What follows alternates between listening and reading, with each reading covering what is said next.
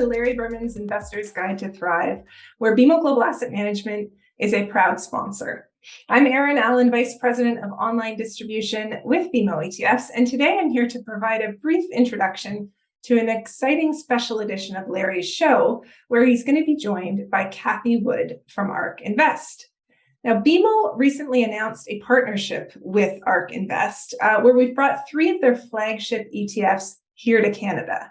The BMO Arc Innovation Fund, ARKK, the BMO Arc Genomics Revolution Fund, ARKG, and the BMO Arc Next Generation Internet Innovation Fund, ARKW. Now these ETFs will trade under the same tickers here in Canada on a Canadian exchange in Canadian dollars for Canadian investors. So within these ETFs, Cathie and her team at ARC are really uncovering the next generation of innovations in their 5 themes which they've uncovered. They believe these themes are converging all at the same time, and they're also seeing huge cost declines in these themes.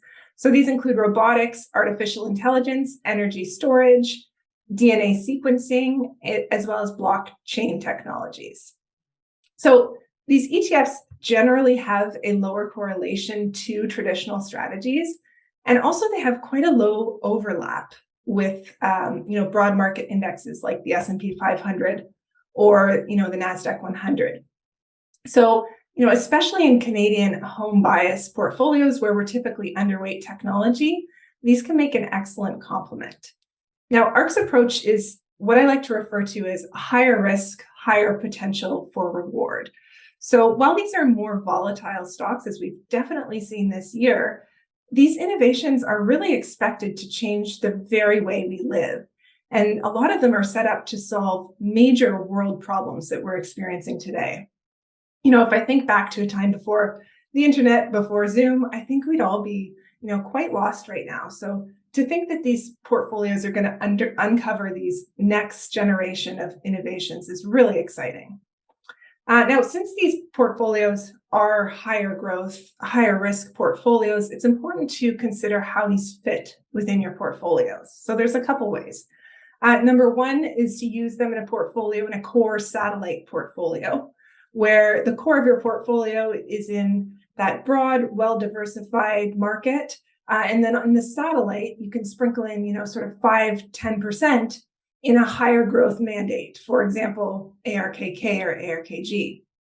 And that's sort of the core satellite approach, which many of us are familiar with. Another approach is a barbell approach. And this is where on one side of your portfolio, you'll take a lower volatility approach. Example, you could invest in ZLU or BMO US low volatility ETF. And then on the opposite side of the portfolio, you invest in a higher growth, higher risk solution like ARKK. And effectively with this is you're bringing the risk somewhere in the middle, but you're getting exposure to both of these areas in a portfolio that's well diversified. So hopefully that covers off a quick intro to what we're doing here at BMO with our partnership with ARC. We're really excited about this partnership and think it's great that we're bringing these unique solutions to Canadian investors. I'm now going to turn it over to Larry, who will be having a one-on-one conversation with Cathie Wood and really diving deep, only as Larry can, into her approach at ARC Invest. So take it away, Larry. Well, I'm very excited to have my guest this week, Cathie Wood from ARC ETFs. Everyone's going to know Cathie. She does not need a big introduction, but it's really exciting for me to have you here for the next hour to talk about what you do, because what I do is very, very different. Mm-hmm. And I always like to complement or pair my investment strategy with something that I'm really just not good at. So we're going to dig into a lot of what you do at ARC, but let's start off by welcoming you. So great, thank you for being here. Oh, my pleasure, Larry. And I have heard a lot about you. I've studied your strategy a bit, and I agree. Diversification, which I'm sure is something you espouse, is the right thing to do, especially when it comes to innovation. So thank you. Without a doubt. So tell us a little bit about how ARC started and the whole, how did we get here today? How did we get here? So in 2014, I founded ARC to focus exclusively on disruptive innovation. and to add new dimensions to research, open it up, give our research away, and be out there in terms of helping our investors and others understand why we're investing the way we are and how rapidly the world's going to change, and really to encourage everyone to at least understand how the world's going to change, and then, as much as possible, get on the right side of change. Now, the reason I focused exclusively on disruptive innovation is I believed we were filling an unmet need in the marketplace. After the tech and telecom bubble and bust, and even more so after 08, 09, fear became quite a phenomenon in the market, of course.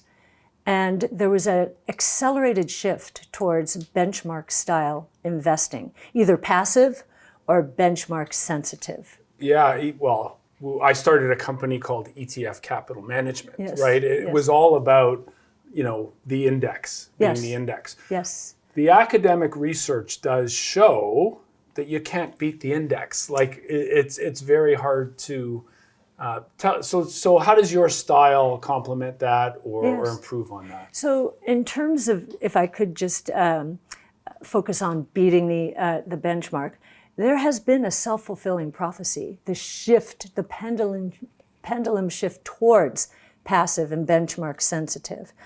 So somewhat a self-fulfilling prophecy.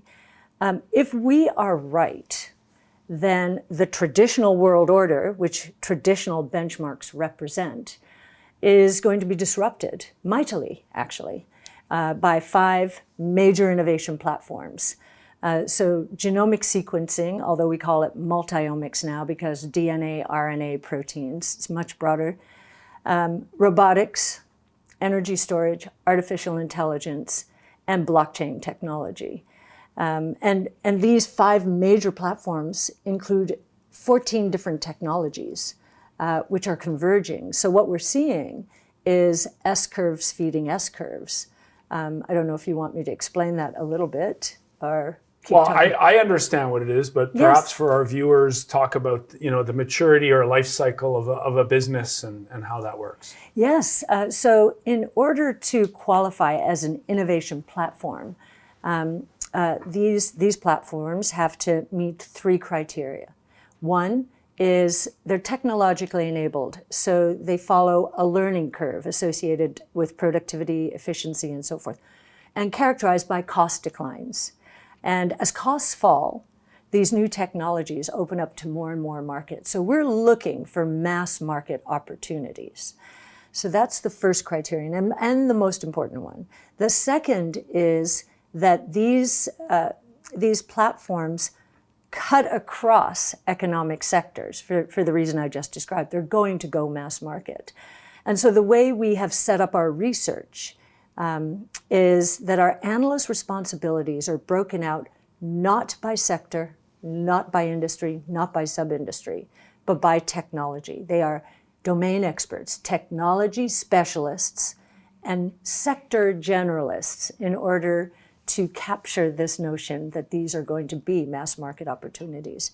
And then the third criterion is that these platforms serve as launching pads for more innovation. So to give you an example there, if you look at multiomic sequencing or genomic sequencing, thanks to genomic sequencing, the innovation called CRISPR gene editing happened. If we couldn't find the mutations in the 6 billion bits of code in our bodies, our genomes, if we couldn't identify which ones were going haywire as we age, then we wouldn't be able to edit those genes. And you'll find that the building blocks of innovation are quite fascinating, and they've caused this convergence in order to discover diseases even earlier than after they've mutated. Maybe while they're setting up to mutate, we bring artificial intelligence into that discussion. So we've got S-curves feeding S-curves feeding S-curves, and we do believe these are explosive growth opportunities that are not well understood by the marketplace. That's why we're doing what we're doing. All right, that sounds good. Let's then dig into your, I guess it's your benchmark ARC fund, which Flagship. Yes. flagship brings everything into it, all the 5 aspects. Yes. So you're taking the best handful of companies in each one of these areas and putting them into one place. From my lens, I'm a tactical guy, right? I'm in and out. I'm not married to it. Yes. Where you love these long-term themes. Yes. Let's talk a little bit about timeframes. When someone buys ARC, what are they investing in? Are they investing in 5 to 10 years longer? Talk a little bit about that. Sure. The way we've described what we do is we're the closest you'll find to a venture capital firm in the public equity markets. So what do we mean by that? Our investment time horizon is 5 years. Venture capital is 5 to 10, but ours is 5 years. We must believe that a company is moving into serious profitability within the next 5 years. And so I think it's a luxury in this market to have that time horizon. When we move into a risk-off period like we've been in it's actually much more than a year. It's last February of 21 is when the market started worrying about interest rates and inflation and has just pummeled innovation, thinking that the valuations are not acceptable at this point in time. Really, the time horizons here have shortened to not even this year. It's the last 12 months, as people are looking at their portfolios. And on that basis, our valuations look very high. But if you look out 5 years, given the exponential growth trajectories we see from these technologies, our valuations, we assume that our stocks are moving into market multiple territory, even though we don't believe that most of our stocks will be near anything like that maturity. Right. So 5 years, is that based on a business cycle? What brings that time frame? Why 5? Why not 4? Why not 8? Yeah, well, we've in terms of our research, we need to see these cost declines. We need to give them time, right? So that these new technologies can expand to more and more sectors. We could have chosen 5 to 10, and Right. but I think for our investor base, again, we're not pure venture capital. For our investor base, we needed to reassure them that we see cash flow positive companies, very rapidly growing cash flow positive companies within 5 years. So a year ago, I got a lot of flack on my show on BNN because I did a feature. Every week we feature an educational segment. And I was looking at some charts of ARC and sort of pointing out that it was at a very vulnerable point. And so was the market. And so this was an asset class, perhaps, that was going to see a significant correction. So we can put up a chart here of ARC of the last couple of years, and you basically can see that we've now come back to the base, yes, where it was before the bubble and disruption of COVID. Yeah. Hit the world. So from that perspective, kind of interesting. I noticed a few months ago an ETF came out with the ticker SARC. Yes. SARC. So that's which is not ours. It's not yours, but it's it's an inverse of what you do. Why would anyone with any common sense at all, other than maybe for trading, want to have that out there? Because you're talking about disruption and new technologies for the future. Mm-hmm. Don't we want to be investing in that, not shorting that? Like, how do you feel about that? Thank you. Thank you. Yes. Now, how do we feel about SARK? This is what makes a market. And I do think it's mostly a trading vehicle. It's been a massive trade in the last 18 months or however long it's been around. I would not bet against innovation, American innovation, any innovation in the years ahead. However, I do understand that that interest rates and inflation, macro considerations, and algorithms have grabbed the market by the throat and have choked it. That is what has happened here. We think we're coming to the end of that, mostly because we think the greater risk out there now is not inflation, it's deflation, outright deflation. The other reason we're interested in SARC is what it says about ARC. If you think about it, what SARC is saying is this is a new asset class. And in fact, we are the new NASDAQ. If you look at the NASDAQ today, you'll see that it's beginning to look a lot like the S&P 500. They're all beginning to look like each other. Very well diversified. I mean, the NASDAQ with food stocks and rails and utilities and brick and mortar retail. That's not the NASDAQ I grew up with in the 80s and 90s. Yeah, why is Pepsi in the NASDAQ Exactly, 100? Kraft Heinz. Right. So what is that? It is just like the whole risk-off period in the last 20 years has been. It's been a move to what people feel is safety, diversification into all of these sectors. We're out there saying, no, there is so much innovation brewing here that if you buy the NASDAQ, you're not going to catch that wave, at least not in the short term. So we're pretty bold in saying we're the new NASDAQ, but we think SARK or SARK almost confirms it, right? Still nothing wrong though with Apple and Microsoft and all those big names. Well, you're seeing because they roll the clock back 20, 25 years. They were the innovation of the day, right? Right, but if they were in the indices, certainly Microsoft was, but they were tiny. We are very concentrated right now. We have actually, in this bear market for innovation, taken the number of holdings in ARKK, the flagship strategy, from 58 holdings to, I think we're down to 31 holdings now, 31, 32. That's about as concentrated as we get. And so we are not putting 10 basis points like these indices would as these companies are showing up. We can buy up to 10% of a stock in our funds, which we do. So I love what you're doing, and the charts to me we're starting to get into value range. So I'm really starting to get interesting. One of the things I learned when I went to technical school once upon a time from a very famous technician, Ralph Acampora. I'm not sure if you know Ralph, but everybody knows Ralph. Everybody. Was an elf on Wall Street Absolutely. Week. He said, when I made my Dow 10,000 call, I looked at all the components of the Dow and I forecast each one of them and put them all together and said, what if they all hit their price target at the same time? So I've done that with ARK, and I've looked at some of your big holdings. Tesla at $200, I think it's worth $100 right now. This is what I would pay for it if I was buying it.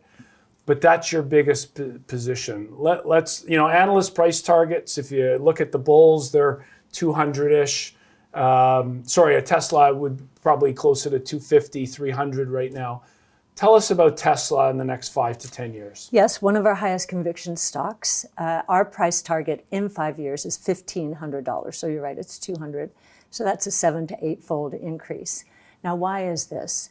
Again, this is our learning curve, suggesting that electric vehicle prices are going to fall to a point, and we're just about to get there, where it's a huge tipping point. If you look at prices historically in the auto sector, when we drop below 30,000, and we think the average electric vehicle will drop below 30,000 in the next few years, and then 20,000, and we'll see all kinds of form factors, then you get the explosion in a trend.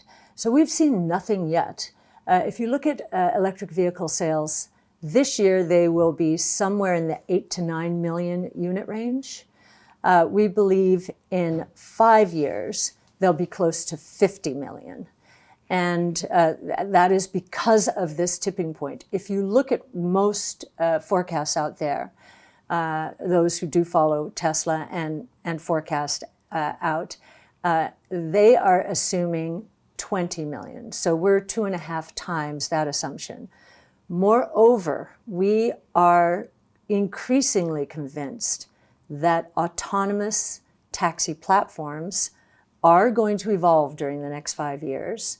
We think Teslas will launch in 2024, and that these platforms are going to submit to natural geographic monopolies, meaning massive market share, And their margin structures are going to be, if you just look at the autonomous part of it, SaaS-like, 80 to 90% gross margins. So right now, Tesla's gross margins are in the mid-20s to mid to high 20s. We see that combined margin moving towards 60% in the next 5 years. And so our target is 1,500. And, we made our original, when we put our models out, and you can see our model on GitHub, and you can play around with our model as well. If you disagree with how our cost curves are lining up, which is unlikely because most people are not doing this research. But if you do, you can change our assumptions and pick your own price target. But that's where our price target is right now. So I always come from the trust but verify camp. So I'm going to go dig into your numbers and see if I can come up with something like that. But just for now, I'm going to take the under on that one. Okay. But that's your biggest holding. And for me, it's the one thing, because when I look at the rest of what you own, there's a lot of charts that I like. Remember the perspective that I come from, right? So let's look at a couple of the other big holdings. You have Teladoc. Tell us a little bit about Teladoc and the story there, because I think, the healthcare system in North America, probably in the world, is very inefficient. Broken. Yeah, so tell us about Teladoc. So Teladoc, we believe, will be the healthcare information backbone for the United States. And I believe it's in Canada as well. So I think they have global aspirations, but really starting on this continent. And what they're doing here is they hired Klaus Jensen from Memorial Sloan Kettering, the chief data scientist, and they're bringing artificial intelligence into to analyze these massive pools of data that they're getting. So whether it's electronic health records or it's the results of tests or doctors' notes or whatever, they're pulling it all together, and we believe they will be the winner. Most of these AI-oriented platforms are in a winner-take-most category. Now, what's interesting about Teladoc, like Zoom and a few other of our stocks, is it has been dismissed by the traditional financial world as nothing but a COVID play, nothing but a stay-at-home play. We are not going back to less efficient, more costly, less productive. We're just not. We're going to continue to digitalize. And it's also interesting to note that Teladoc, the stock today, I believe, is back to where it was either in 2017 or 18. Revenues since then are up 14-fold. Revenues are up 14-fold. They are still growing double digit. And this is against very tough comparisons as we're coming off the comparison. So they're still increasing. It's not like they've gone negative at all. No, double digit. Their margins had come down.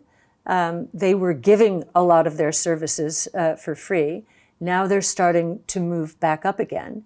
And they are more than half of their business now is in the enterprise. These are big enterprise deals that are being signed now.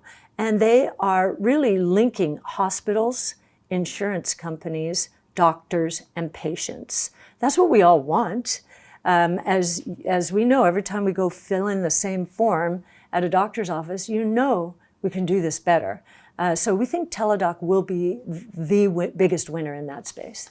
There's a little company people might know called Amazon. And when the tech bubble burst in 2000, this is a stock that went down over 90%. Yes. So Teladoc, from the highs a year plus ago, down in that 90% range. And what's interesting about valuation, so if you look at enterprise value to sales, which in an early stage growth company you should do. You should look at that and the gross margin structure to understand underlying profitability.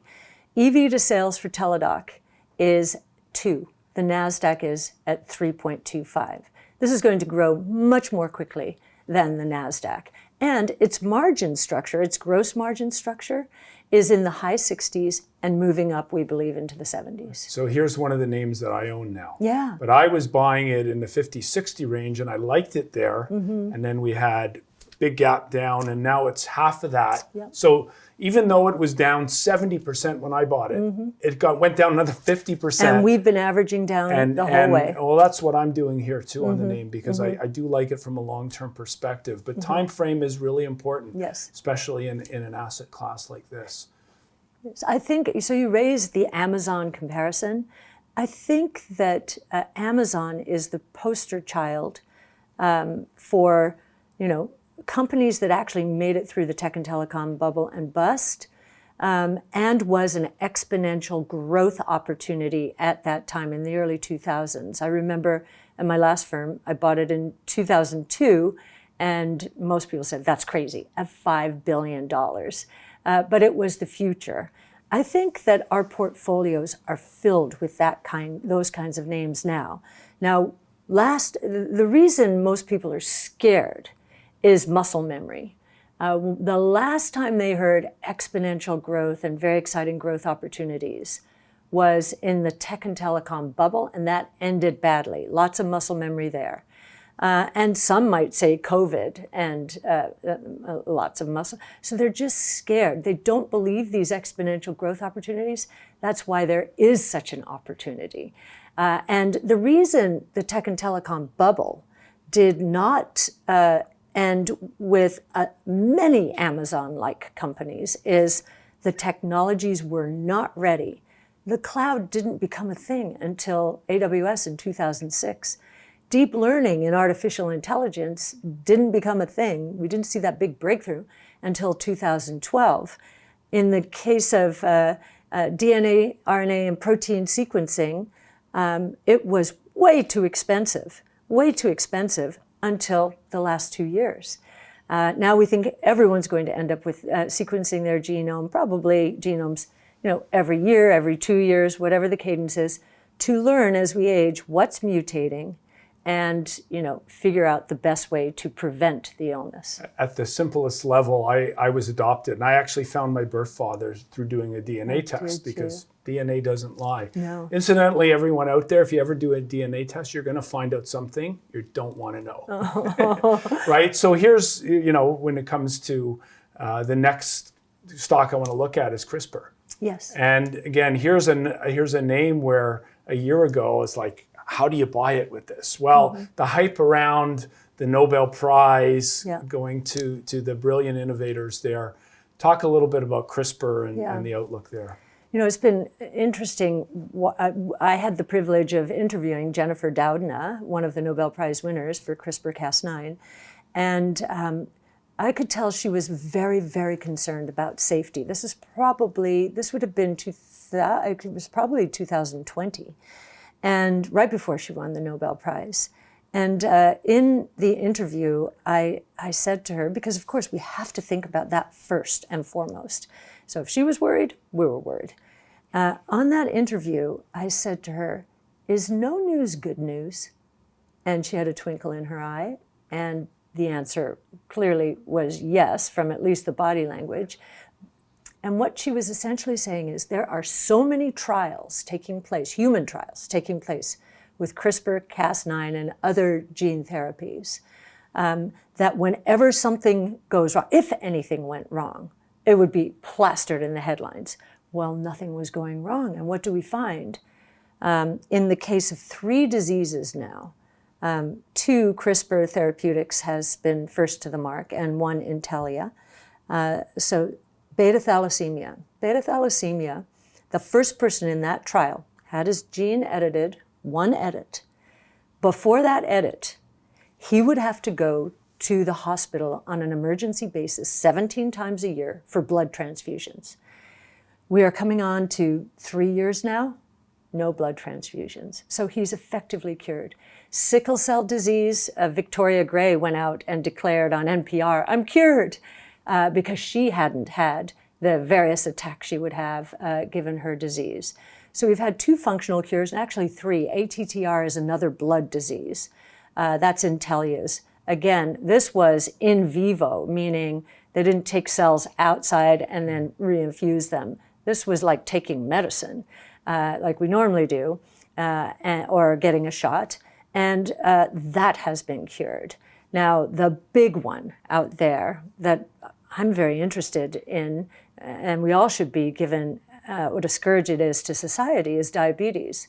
CRISPR Therapeutics is run by a CEO, Sam Kulkarni, who is a scientist first, very realistic in his approach both to science and business. And he's surrounded himself by good business people as well. They are doing trials now with diabetes. If he chose diabetes as one of his next proof points, as did Vertex, then I'm going to tell you, if it works in diabetes, and he must believe it will, this is going to be a monster company. About a decade ago, my GP retired. I had the same doctor, which is 35 years. Nobody knows me like he knew. Yeah. But he retired. Yes. And so he said to me before he left, he says, Larry, you maybe probably not me, but maybe you might live to 100. Your children and your grandchildren, 120. Yeah. 100. And I started thinking about that, but I thought about it, well, it's great we all live longer, but from an investment perspective and from the retirement at 65. So how do you work for 30 or 40 years, save up enough money and then live off that? Our lives are going to change in a material way. And I think what you're doing in ARCG, investing in these companies, this is a hedge for longevity. Oh, yes, absolutely, absolutely.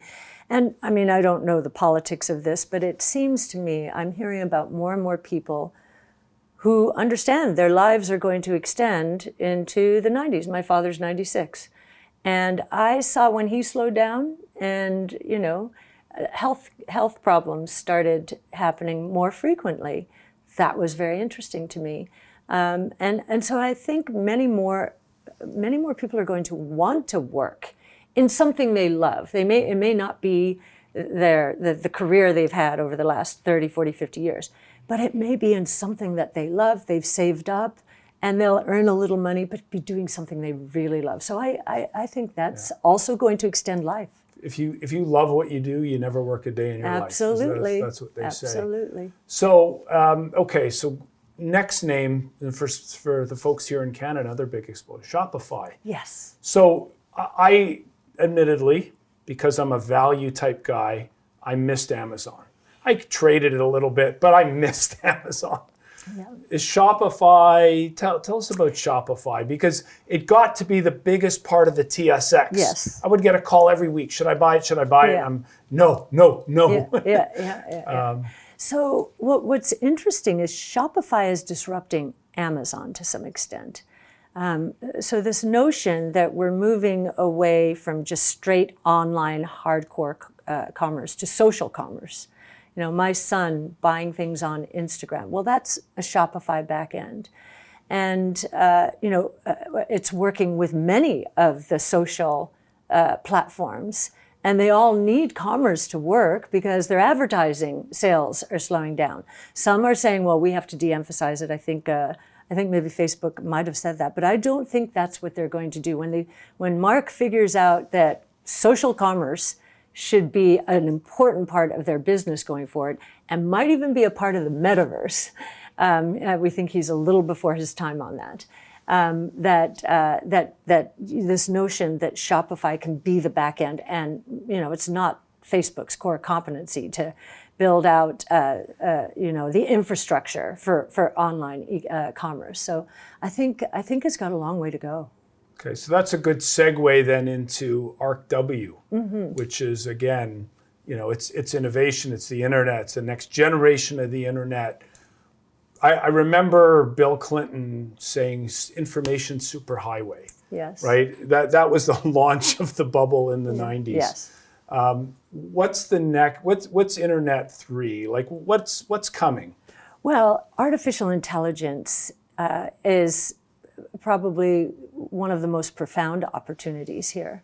And while NVIDIA is a chip company well known now for its AI expertise, and while we're beginning to see unbelievable breakthroughs 10 to 20 years before we expected, we are pushing the envelope. Many people say, oh, it can't be. We are seeing astounding breakthroughs in AI in terms of performance, so training systems, inference systems, and so forth. So we think that AI is going to be important to every company. Let me give you an example. Tesla, many people wonder why Tesla would be a next generation internet, right? That's exactly my question. Okay. Well, it is one of the most profound AI plays in the world. So what does success in this new world mean for a company? Sure, you can be NVIDIA and service many, many companies. That's one way to do it. But we believe the way this will go increasingly is the combination, company by company, of domain expertise, in this case, autonomous driving and electric vehicles and software as a service. So domain expertise combined with AI expertise. So Andrej Karpathy, famous, he took a sabbatical from Tesla. I think he might be on his way back, we'll see, because this is the hardest and most exciting AI project out there.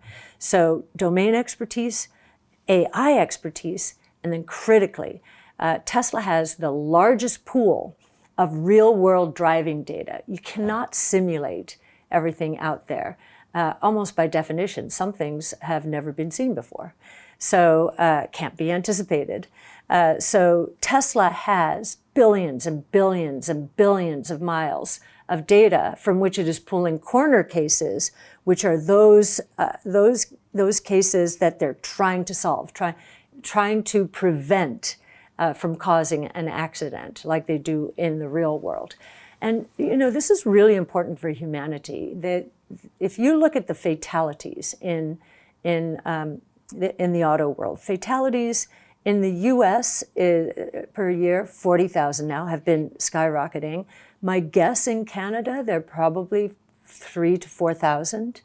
Globally, however, they're roughly 1.25 million. 85 to 90% of those fatalities are caused by human error. So moving into the autonomous age, and this is why the regulators, they're watching carefully, they want to see the safety data, but they're seeing it. They're seeing in the fatalities that occur today, even in a Tesla car, there's a human error. So many people ask if our strategies are compliant with ESG. And I say, we are intrinsically that, especially if you broaden social to life-saving, which in this case we do. I love the experiment that they talk to people about, where they say, you're driving in your car and there's a young mother walking a baby in the carriage, and there's an old man crossing the street with a walker. You can't stop in time. You have to swerve. Who do you hit? I'm not asking you to answer that question, by the way, but that's what AI is going to make a decision for us on that. So it's kind of interesting. Yes, but if it prevents 85% of accidents, maybe that accident was going to happen no matter what. But if it's going to prevent, but which one does it choose? I don't want to get into that. I don't know. so let's talk about the other aspect of this area that you're going to get a bit of a smackdown on, because I'm not a Tesla fan, even though I'm probably going to buy one of these days. Crypto. Yes. I've called it publicly. I've called it a Ponzi scheme. I believe it's a interesting social experiment. Perfect supply and demand curve. We know one's locked. Therefore, as long as there's enough demand, your prices are going to rise. So you've got some interesting ways you're trying to value this. So talk a little bit about Bitcoin and some of the other cryptos, perhaps. Sure. Well, we think crypto broadly is encompassing three major revolutions today. The first is the money revolution. Now, my background is economics as well as finance. And Art Laffer, I don't know if you know Art Laffer, he's known for his Laffer curve, but he's also a monetary scholar. His mentor was Robert Mundell, I believe a Canadian, if I'm not mistaken, went to McGill, Robert Mundell. And so before we wrote our paper on Bitcoin or published it, we put it through Art Laffer. And when he said to me, wait a minute, this is what I've been waiting for since the gold exchange standard, since they closed the gold window. This is a rules-based monetary policy. This is what we need. And I may not agree with the rule because it is a quantity rule, which means there's more of a store of value, as you said, just appreciation because of the 21 million Bitcoin limit. But he says, it's okay. It's a rules-based monetary system. Now, we in the developed world may not appreciate this as much as emerging markets, right now, especially as their currencies are getting destroyed by our dollar policy or monetary policy. And they are, the IMF is forcing them into extreme austerity measures. They are losing their wealth and their purchasing power, completely. And so they are looking for hedges like this. And we think it is, these are all important words. The first global, private, no government oversight, no throat to choke. Yeah. Private, no throat to choke. Here, this is the really one of the few where there is no throat to choke. Private, digital, rules-based monetary system. And when I asked Art, okay, well, how big could this be? Now, it was only a $6 billion market cap at the time. He said, well, how big is the U.S. monetary base? Today, the U.S. monetary base is $8.5 trillion. And Bitcoin is less than 500 million now. So it is, 500 billion. So we've got miles to go before we sleep. So I can agree, and we can agree to disagree on that, because many people would say, governments are going to try and shut this down. They might. The innovation will go elsewhere then. If our government were to, and that's why our governments, both of our governments, I don't think are absolutely shutting it down. Actually, Canada's been more regulatory friendly than the US has, because we don't want to lose innovation to other countries, but they want it, especially Brexit, the UK, they're loosening up all kinds of regulatory standards to invite. Now, the second revolution is a financial services revolution. So take crypto out of because that I know is a turnoff to some people. What about smart contracts? Smart contracts, wouldn't it be wonderful to take out all the middlemen in the financial system? Can we get rid of the lawyers? That's who we, I'm sorry for all you lawyers listening, but that's who's going to lose here in a big way. If you look at Celsius, which went bankrupt, we were able, because these blockchains are so transparent, we knew something was going down and we thought it was Celsius. But guess what? The smart contracts, the margin calls were automatic. They had to pay. There was just no choice. So the critical thing is making sure the contracts incorporate what we intend them to incorporate. So that's the DeFi revolution, and it's going to be very big. And then the final revolution, it might be the most misunderstood, and there are so many unknowns here, but it might be the most, in a way, fun one. So this third one has to do with digital property rights. Now, as an economist by training, listening and reading Hernando de Soto and Thomas Sowell, their focus on property rights lifting people and countries out of poverty. That's a very big idea. And if you look at how, and I was just, we were Roblox, apparently there was a survey recently, and Andrew Kim, who's Gen Z and is fairly new to ARC, he was writing about, the status that young people are trying to attain is much more in the digital world than it is in the physical world. And I can see that. I can see these young people, they are not wearing designer anything. They don't care in the physical world, but they really care, what communities they're a part of in the digital world. And so this idea of property rights that no one will be able to take away from, that's a very big idea. Well, it's the topic could go on for hours and hours and hours. The last one of your key funds I wanted to look at was the genomics. Yes. And I mentioned that I was adopted and I did a DNA test. And there's actually a couple companies, because what I like to do is I like to look at what the smart people are doing about the future, but then I like to take my lens and put it over top. Yes. So a couple names in there that I own in the portfolio. I like CRISPR. I don't own it at the moment, but Invitae, can you tell us a little bit about that It one? is such an interesting stock. So as I mentioned before, these AI opportunities are winner take most. So when I say that, there are going to be 2 to 3 big winners in the molecular diagnostic testing space. We think one of them is Invitae.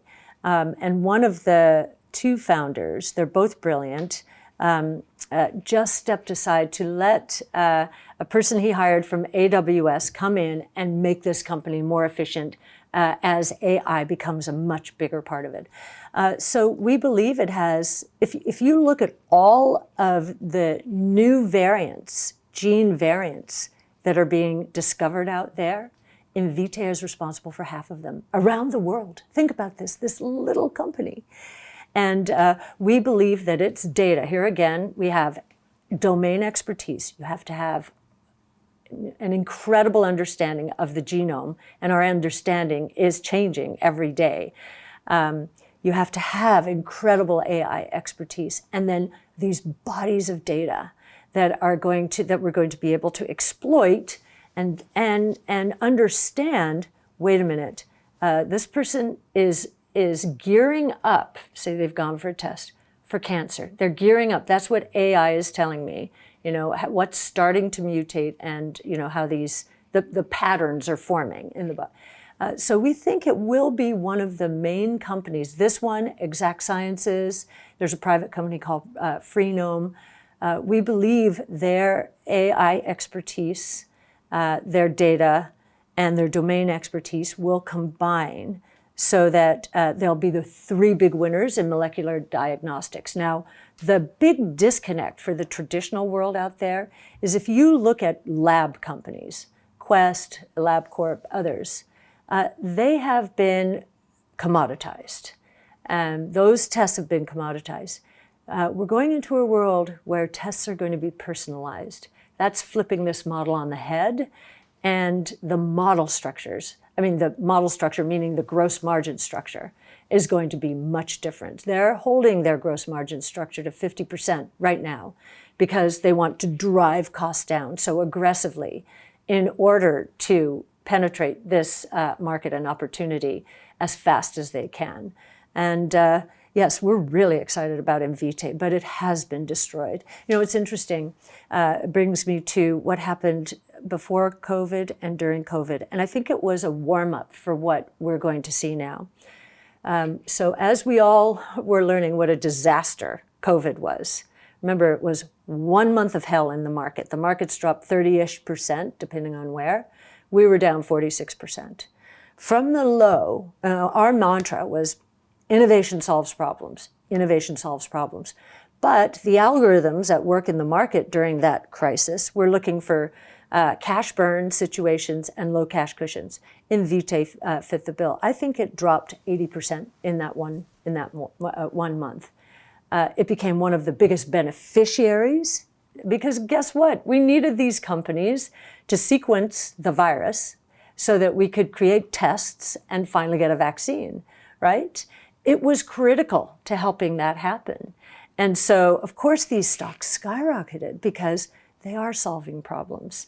And then, of course, as you and we were talking, you know, our portfolios from the peak in February of 21 to the recent low were down, the flagship was down, I think, 76%.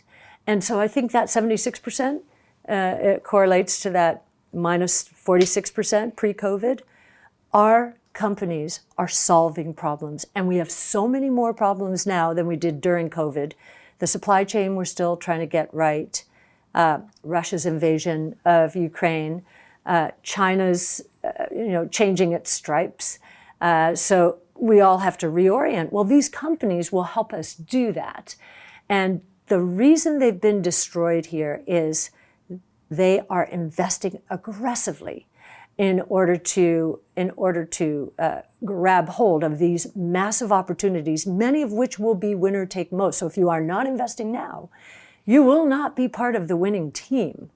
But algorithms are looking at free cash flow negative, and they're just pound until, and I do believe this is an important assumption we're making, and that is this inflation fear that we're seeing right now is going to turn into deflation. And some people will fear it. We won't, because part of it will be cyclical, no question. We're already seeing all kinds of commodity prices capitulate. But part of it will be secular. As I mentioned, with these learning curves, cost curve declines, that translates into price declines. And these price declines, when it's associated with innovation, cause a boom in demand. So that's going to be pretty exciting. In fact, we are likening what is happening here to what happened. It's one of two other times in history. It is not the 70s. I started my career in the 70s, late 70s, when inflation was raging. When you were 4 years old? Thank you. I started back then, and so I know what that inflation was. It took 15 years to get there. I studied it as well in school. By the time the Fed reckoned what was going on, it was 15 months, not 15 years. So this is like one of two other periods in history.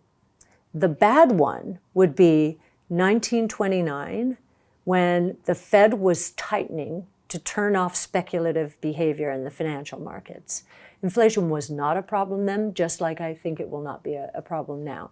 But it tightened, and then Smoot-Hawley, the tariffs in 1930. Could the CHIP Act be that? I don't know. I don't think so. More hopefully, I think the period that we're in is more like the late 19 teens. So there was a war, World War I, and there was a pandemic, the Spanish flu. And there were terrible supply chain problems, terrible inflation. It got to 20%. But when we were solving those problems, boom, 20% inflation turned into minus 15% inflation. So will our 8 to 10% inflation, where it was at the peak, turn into minus 5? I actually think it could. And that will take the Fed out of this equation in terms of hammering innovation stocks. And I think we'll be on our way again. Well, it's been an exciting hour. If I had another hour with you, I think we could have a debate on your economic call on inflation. I think it's going to be a little bit stickier. I think there's inequality issues that are going to just see the average worker, demand and innovation earn a solves little bit problems. More. Innovation solves problems, Yeah. and absolutely why what you're doing should be the core of many portfolios, because it really is about, living longer. It's about making our lives better, all these things. Yeah. But for the folks out there, I think what you have to keep in mind from an investment standpoint, especially if you have a lot of anxiety about seeing your savings go up and down, is be very, very mindful of the time frame. Absolutely. You're investing for the long run in some fabulous, innovative companies, but it's probably going to be a bumpy ride. Yeah, well, I think we've had one big bump here. I hope that we have a little bit of running room before we run into the next big bump. Cathie, thank you very much Thank for you, being Larry. with here This today. was fun. Thanks.